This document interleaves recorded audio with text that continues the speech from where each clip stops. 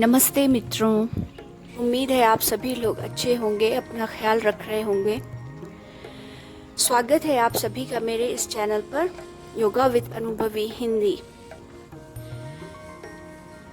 तो आज का वीडियो उन लोगों के लिए बहुत ही ज़्यादा उपयोगी है जो लोग फ्रोज़न शोल्डर या स्टिफ शोल्डर मसल से प्रभावित हैं, या फिर जो लोग बहुत ज़्यादा सीटेड पोजीशन में काम करते हैं, जिनका वर्क प्रोफाइल ऐसा है कि उन्हें ज़्यादा देर तक चेयर पे बैठ के काम करना पड़ता है, उसकी वजह से बॉडी मसल्स बहुत स्टिफ हो गए हैं। और साथ ही उन लोगों के लिए भी जो बहुत ज़्यादा वेट ट्रेनिंग करते हैं, ऐसा देखा गया है कि जो लोग बहुत ज़्यादा वेट ट्रेनिंग करते हैं उनके मसल्स भी काफ़ी स्टिफ हो जाते हैं। अगर वो वेट ट्रेनिंग करते हैं उसके बाद बहुत ज़रूरी है कि वो सारे बॉडी मसल्स को रिलैक्स करें, वरना धीरे धीरे अगर मसल्स बहुत ज़्यादा स्टिफ होने लगेंगे तो फ्रोज़न शोल्डर और दूसरी मसल से रिलेटेड प्रॉब्लम्स पैदा होने लगेंगी।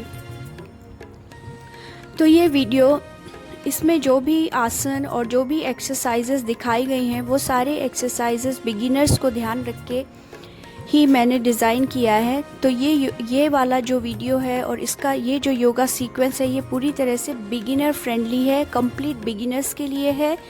और ऐसे बिगिनर्स जिन्होंने योगा कभी किया नहीं है या जो योगा करते भी हैं लेकिन फिर भी बॉडी बहुत स्टिफ है और उन्हें महसूस होता है कि शोल्डर या फिर अपर बैक या फिर नेक बहुत ज़्यादा जकड़े हुए हैं, तो ये वीडियो उन लोगों को बहुत ही मदद करेगा।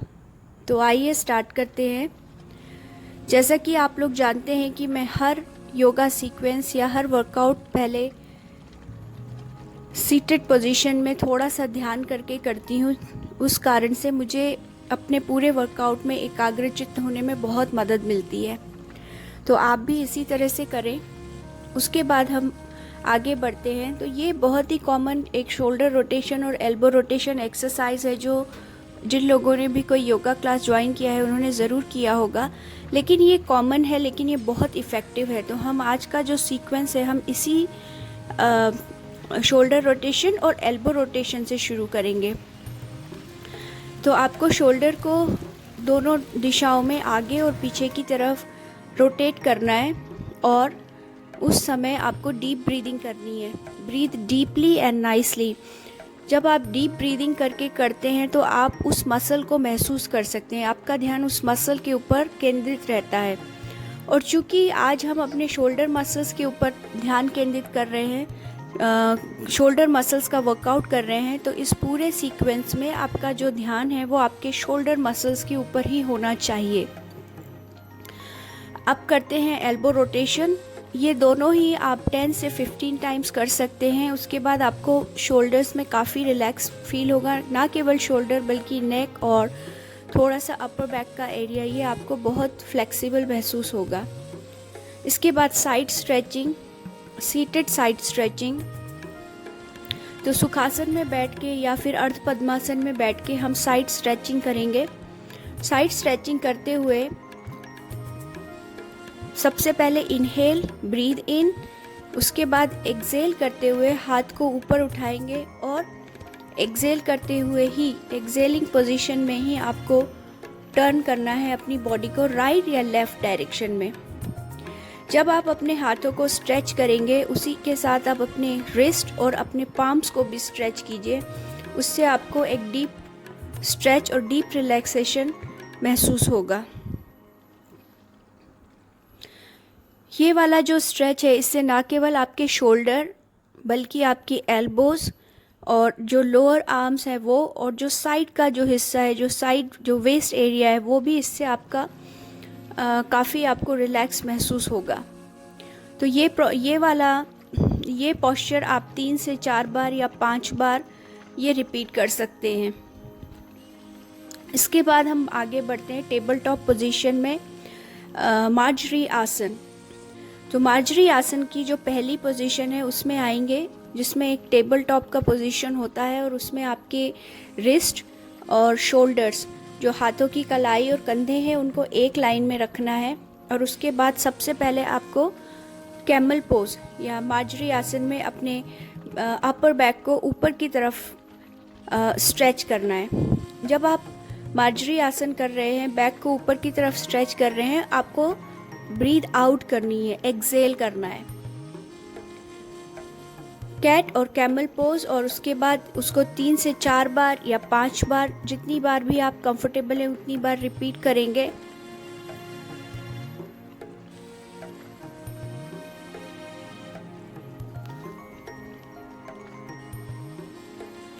कैट पोज में आपके अपर बैक को भी बहुत अच्छा स्ट्रेच मिलता है। कैमल पोज में भी आपकी अपर बैक को बहुत अच्छा स्ट्रेच मिलता है। और जो कैट पोज है उसमें, माफ़ कीजिएगा, जो कैट पोज है उसमें आपका पूरा जो अपर बैक, लोअर बैक और शोल्डर्स है उसको अच्छा स्ट्रेच मिलता है। इसके बाद मैं आपको एक ये मूवमेंट बता रही हूँ जो आप टेबल टॉप पोजीशन में करेंगे। ये मूवमेंट जब आप करेंगे उसके बाद आपको डिफरेंस महसूस होगा। इस मूवमेंट में टेबल टॉप में रह के आपको अपने हाथों को सर्कुलर डायरेक्शन में मूव करना है, और ये मूवमेंट आपको 8 से 10 बार करना है। दोस्तों, ये इतना इफ़ेक्टिव है कि अगर आप सुबह उठते हैं और अगर आपको सुबह सुबह एकदम स्टिफनेस महसूस होती है, ख़ास करके वो लोग जो लोग बहुत ज़्यादा वेट ट्रेनिंग एक्सरसाइज करते हैं, या योगा में भी जो लोग एडवांस पोस्चर्स कर रहे हैं जैसे कि हैंड स्टैंड या वृश्चिक आसना या फिर एल्बो बैलेंसिंग एक्सरसाइजेस, उसमें कंधों पे बहुत ज़्यादा एक हैवीनेस महसूस होती है, स्पेशली जब हम सुबह सुबह उठते हैं। अगर आप ये मूवमेंट कर लेंगे 8 से 10 बार, तो आपको लगेगा कि आपके जो शोल्डर मसल्स हैं वो पूरी तरह से खुल गए हैं। तो इसे आप रिपीट कर सकते हैं 8 से 10 बार। दोनों साइड, सीधा दाएं और बाएं दोनों साइड आपको ये एक्सरसाइज रिपीट करनी है। और इसमें ब्रीदिंग होगी normal, breathing pattern normal, inhalation and exhalation. इसके बाद हम मूव करेंगे पपी पोज। पपी पोज इतना इफ़ेक्टिव है आपके शोल्डर फ्लेक्सिबिलिटी में कि जब आप ये एक्सरसाइज पूरी तरह से करने लगते हैं तो ये केवल शोल्डर नहीं, ये आपके अपर बैक तक इसका पूरा स्ट्रेच जाता है, और सामने की तरफ आपके जो अपर आर्म्स हैं वो और जो लोअर आर्म्स हैं वो दोनों को ही ये अच्छी तरह से स्ट्रेच करता है। Breathing normal in puppy pose, normal breathe in and breathe out. और जहाँ आपको स्ट्रेच महसूस होता है, जहाँ आपको लगता है कि सबसे ज़्यादा स्ट्रेच आ रहा है, आपकी जो अवेयरनेस है, जो कॉन्शियसनेस है, आपकी वहीं पे होनी चाहिए। इसके बाद हम आगे बढ़ेंगे स्टैंडिंग पॉस्चर्स पे। स्टैंडिंग पॉस्चर शुरू करेंगे पाद हस्तासन से। एक नॉर्मल पाद हस्तासन, और उसके बाद वहाँ से हम आगे बढ़ेंगे डाउनवर्ड फेसिंग डॉग और पर्वत आसन, मिनी माउंटेन। इसमें आपको पूरा डाउनवर्ड फेसिंग डॉग नहीं, आपको मिनी माउंटेन लगाना है। इसमें छोटा सा एक पर्वत का आकार लेना है और उसमें आपको अपने शोल्डर्स को स्ट्रेच करना है। उसके बाद ये एक्सरसाइज है, इसमें आपको अपर बॉडी और लोअर बॉडी दोनों का एक 90 डिग्री एंगल बनाते हुए, इसमें आप वॉल का सपोर्ट या फिर आप चेयर का साथ भी ले सकते हैं, चेयर की मदद से भी आप ये एक्सरसाइज कर सकते हैं। इसमें आपको सबसे पहले कंधे और रिस्ट को एक लाइन में रख के स्ट्रेच करना है। उसके बाद धीरे धीरे जब थोड़ा फ्लेक्सिबिलिटी आएगी, जब थोड़े कंधों के जो मसल्स हैं वो खुलेंगे, फिर धीरे धीरे आपको अपने कंधों को ऊपर की तरफ शिफ्ट करते हुए स्ट्रेच करना है।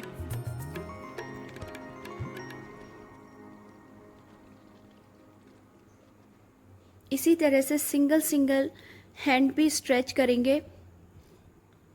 बाइसेप, ट्राइसेप, शोल्डर, तीनों के लिए ये वाला जो स्ट्रेच है ये बहुत इफ़ेक्टिव है। इसमें आपके तीनों मसल्स खुलते हैं।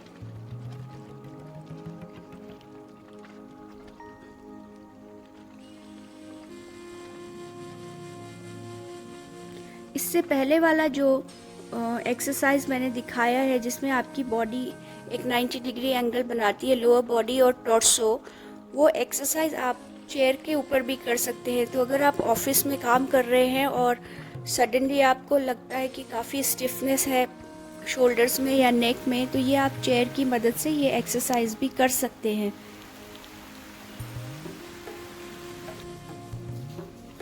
इसके बाद हम आएंगे ताड़ासन पे। जो ताड़ासन का जो सीक्वेंस है, तो इस ताड़ासन सीक्वेंस में आपको सबसे पहले आपको ताड़ासन में जाके ट्विस्ट करना है राइट और लेफ़्ट साइड। सो जब आप सीधे हाथ की तरफ जब आप अपनी अपर बॉडी को लेके जाएंगे, आपको एक्सेल करना है। उसके बाद इनहेल या श्वास अंदर लेते हुए आपको वापस आना है और उसके बाद श्वास छोड़ते हुए फिर से आपको दूसरी दिशा में अपनी ऊपर की जो बॉडी है, जो अपर बॉडी है, उसको ट्विस्ट करना है। कटी चक्रासन। कटी चक्रासन के दो वेरिएशन होते हैं। एक कटी चक्रासन होता है जो स्पीड में किया जाता है, गत्यात्मक जो कटी चक्रासन होता है उसमें उसको फास्ट किया जाता है, लेकिन ये जो मैं आपको बता रही हूँ ये स्लो कटी चक्रासन है। क्योंकि जब आप स्लोली करते हैं वो आपके मसल्स को खोलने में ज़्यादा कारगर होगा। तो पहले आप स्लो से शुरू कीजिए, उसके बाद एक स्थिति के बाद जब मसल्स काफ़ी खुल जाए, मांसपेशियाँ थोड़ी खुल जाएं, तो फिर आप और ज़्यादा उसको स्पीड में कर सकते हैं।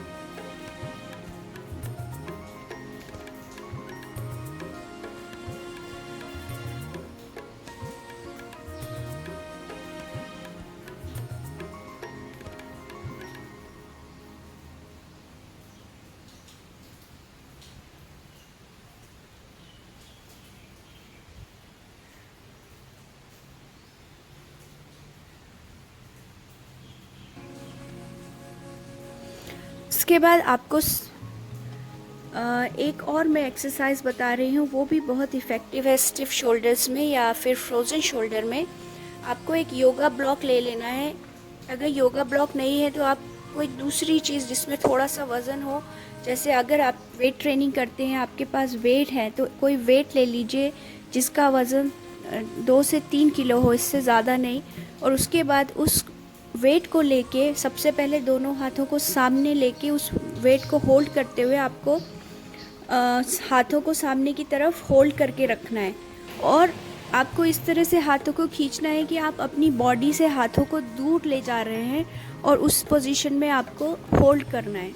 उसके बाद बिना कोहनियों को मोड़े हुए, बिना एल्बोस को बेंड किए हुए अपने दोनों हाथों को उसी वेट के साथ आपको ऊपर लेकर जाना है और वहाँ पे आपको 10 से 15 काउंट तक होल्ड करना है।